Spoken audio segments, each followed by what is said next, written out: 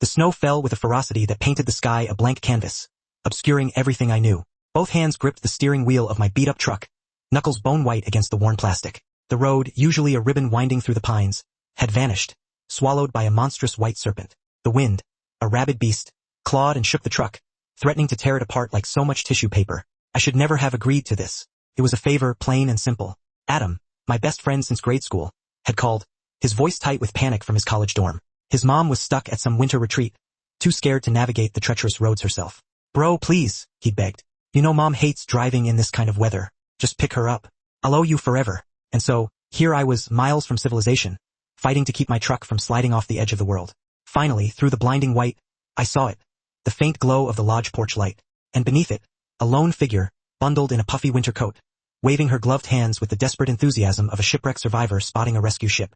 Thank goodness, she exclaimed, a plume of white breath escaping her lips as she climbed into the cab, brushing snow from her shoulders. I thought I'd be stranded all night. Don't worry, I reassured her, trying to sound more confident than I felt.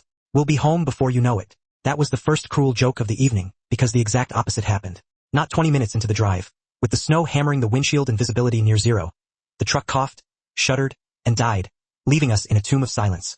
The wind howled, a mocking laughter echoing through the storm. You've got to be kidding me, I muttered, my voice tight with frustration. What happened?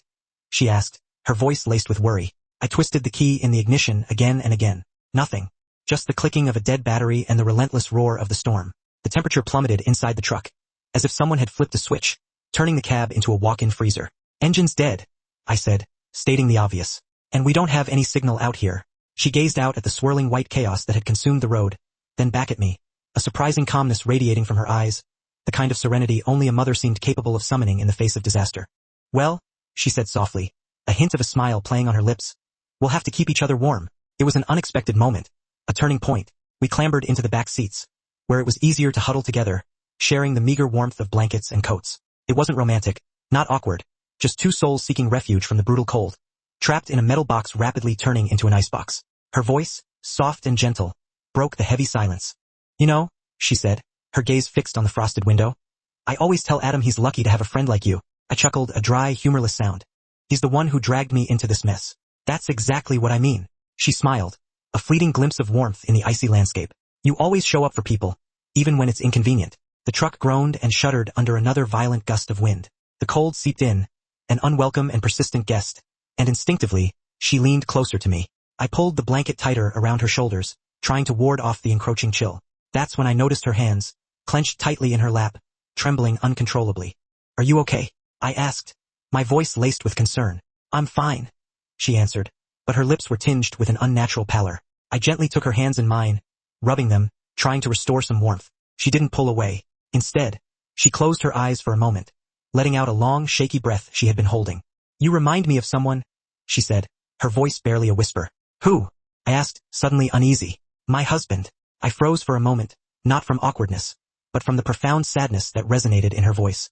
You always think of others, she continued, her voice trembling slightly. My husband was like that too. He passed away 2 winters ago. The wind outside howled like a banshee, but inside the truck, everything felt eerily, painfully still. I'm so sorry, I said quietly, the words feeling inadequate against the weight of her grief. She nodded, swallowing hard, fighting back tears. Winters are hard, she said, her voice cracking. They remind me of the night we lost him. Her voice broke, and suddenly, it wasn't just the sub-zero temperature hitting me in the chest. It was a wave of empathy, a visceral understanding of the pain she carried. Without thinking, I placed a gentle hand on her shoulder, offering a silent gesture of comfort. You don't have to talk about it, I said softly. No, I want to, she whispered, her voice thick with emotion, and she did. For the next hour, she poured out her heart, sharing stories of their life together, the little traditions they had cherished, the silly jokes he used to tell, the ridiculous songs he sang while shoveling snow. She laughed, a watery, fragile sound. She cried, tears freezing on her cheeks, and I listened, offering nothing but my presence, my unwavering attention.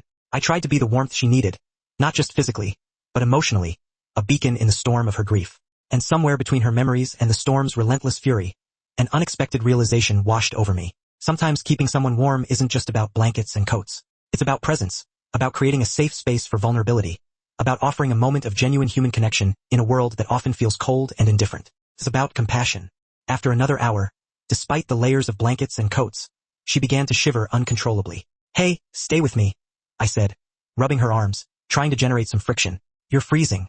She leaned against my chest, seeking the meager warmth I could provide, and I held her tight, like a son would, like a friend would, like any human should when another human is hurting. Her breathing gradually steadied, the frantic pace slowing to a more even rhythm. Thank you, she whispered, her voice muffled against my coat.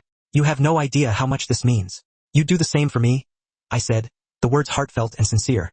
Maybe, she replied with a tired smile. But not everyone your age would sit in a cold truck for hours and make a lonely mom feel heard. I didn't know what to say, so I didn't say anything. I just held her, feeling her heartbeat gradually slow from fear to calm. A tiny victory against the overwhelming power of the storm. Then, the second twist of the night. Just when hope had begun to dwindle, just when the darkness had seemed to solidify around us, headlights cut through the blizzard. Bright, slow-moving beams sweeping across the snow-covered landscape. Searching, probing. A snowplow. We both jolted upright, hope surging through us like a shot of adrenaline. They see us, I shouted, banging on the window, my voice hoarse with relief. Minutes later, a warm, heavy-gloved fist knocked back on the window. You folks all right in there? The operator yelled over the howling wind, his voice barely audible. I helped her out of the truck, her legs unsteady and weak from the cold, keeping a protective arm around her as we trudged through the deep snow towards the plow. Inside the plow's warm, brightly lit cabin, she burst into tears, a torrent of emotion, relief, exhaustion, gratitude, all mixing together in a cathartic release. The driver, a burly man with a kind face, radioed for help, and soon we were being transported to a roadside rescue station, wrapped in heated blankets and offered steaming mugs of hot chocolate. She held my hand the entire time, not out of fear, but out of a newfound trust, a bond forged in the crucible of the storm.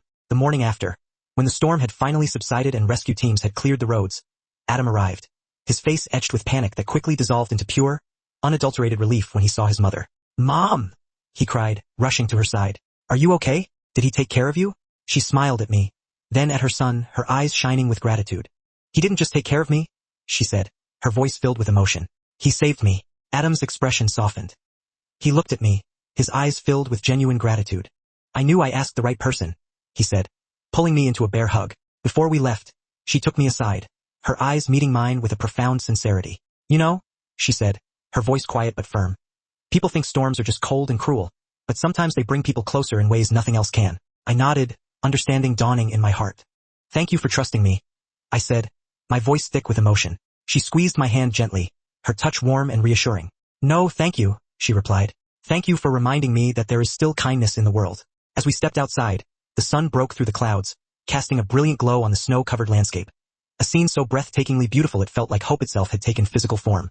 And in that moment, I realized it wasn't the storm that defined the night. It was the compassion, the empathy, the human connection that had gotten us through it. A storm stranded us, kindness saved us, and humanity warmed us more than any blanket ever could.